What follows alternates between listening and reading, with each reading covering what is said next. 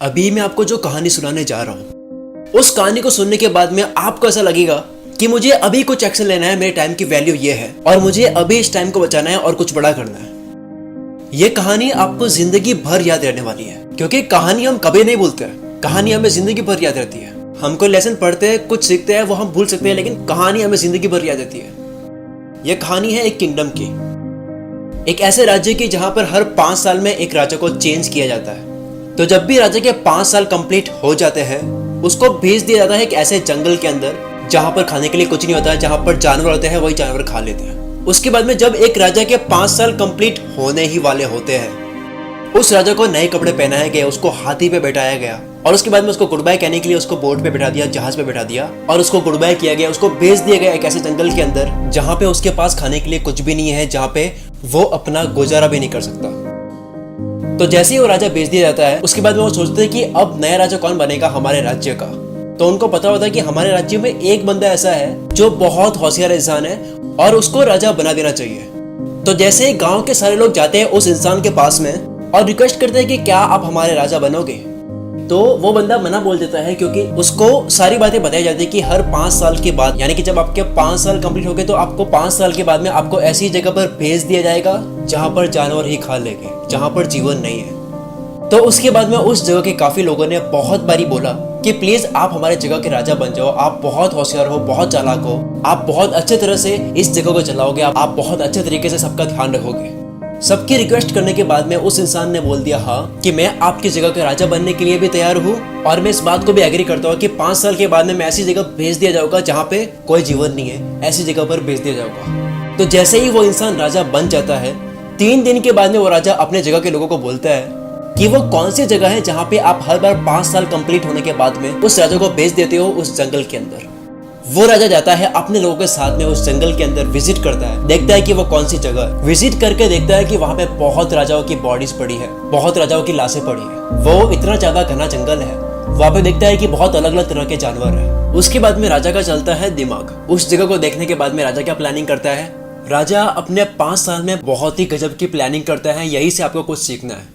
जब राजा जंगल में जाकर देखता है कि ये बहुत ही ज्यादा घना जंगल है, यहाँ पे बहुत जानवर है, उसको देखने के बाद राजा प्लानिंग करता है कि मुझे इसके लिए कुछ करना होगा और मुझे 5 साल बाद इस जंगल में तो कतई नहीं आना है। उसके बाद में राजा खेलता है अपना खेल, वो अपना दिमाग चलाता है। राजा ने पहले ही साल में उस जंगल के सारे ट्रीज कटवा दिए, घना जंगल जिसकी वजह से लग रहा था, वो सारी चीजें हटवा दी और वहां के जितने जानवर थे, जो जानवर मारने वाले थे, उन जानवरों को भी हटवा दिए वहां से।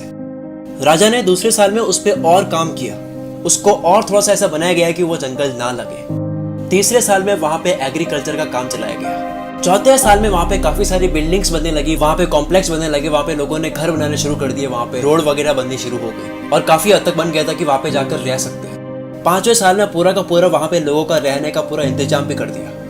अपने 5 साल में ये सारा बनाने के साथ में भी राजा अपनी सेविंग्स भी कर रहा था। राजा बहुत कम पैसे खर्च करता था और काफी सारी सेविंग्स करता, ताकि वो पैसे वो खर्च कर पाए अपनी उस जगह पर जो जगह वो 5 साल से तैयार कर रहा है। उसके बाद में जैसे ही राजा के 5 साल कंप्लीट होने ही वाले होते हैं, वो अपने राज्य के लोगों को बोलता है कि मेरे 5 साल कंप्लीट होने वाले हैं, मुझे अपने वहां जगह भेज दो जो हमने कॉन्ट्रैक्ट करा, ताकि मुझे 5 साल के बाद में वहां पे भेजा जाएगा। तो उसके बाद में वहां के लोग बोलते हैं कि अभी आपके 5 साल कंप्लीट नहीं हुए हैं, अभी 10 दिन और बाकी है। वो एडवांस में बोलने लगे, इतनी एक्साइटमेंट होने लगी कि मुझे वहां उस जगह पर जाना है।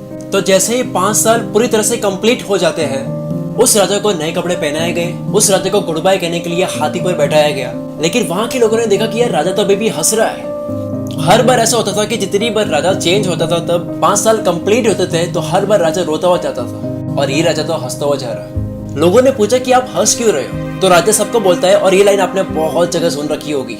राजा बोलता है कि जब आप दुनिया में आते हो तो दुनिया सारी हंसती है और आप रोते हो जब आपका जन्म होता है, लेकिन कुछ ऐसा करके जाओ कि ये पूरी दुनिया रोए और आप हंसते हुए जाओ। ठीक उसी तरह उस राजा ने ऐसा किया। उसने अपनी जिंदगी को ऐसी बना ली थी कि वो हंसता उस जगह पर जा रहा था। वो राजा बोलता है कि आपने देखा होगा कि जितने भी राजा आए हैं, वो राजा 5 साल में इतने खो जाते हैं, राज करने में खो जाते हैं, लग्जरियस चीजें पहनने में, इतने मजे करने में, कि वो भूल ही जाता है कि उनको 5 साल के बाद में ऐसी जगह पे भेजा जाएगा जहाँ पे उनको मरना पड़ेगा।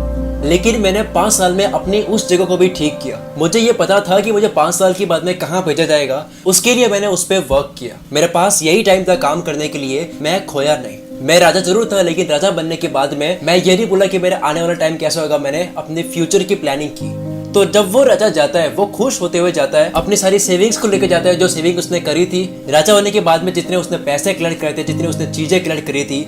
राजा बन जाने के बाद में उसने अपने सारे पैसे खर्च भी नहीं किए, उसने अपना फ्यूचर संभाला, उसने काम किया उसके ऊपर। दोस्तों, इस कहानी से हमें क्या शिक्षा मिलती है? आपको भी केवल कुछ ही टाइम मिलता है अपनी लाइफ को पूरी अच्छी बनाने के लिए।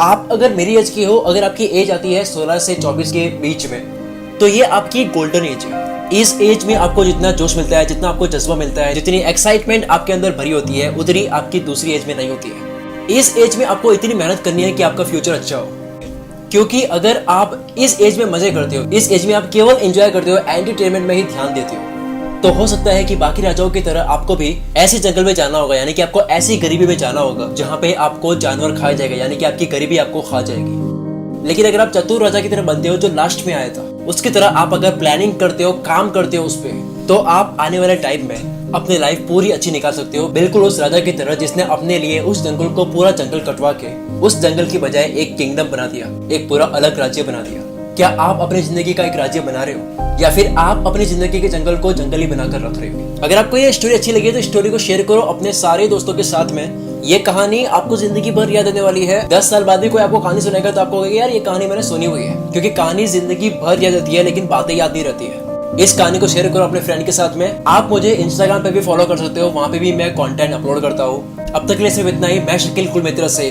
आपके सपनों को सपोर्ट करता हूँ।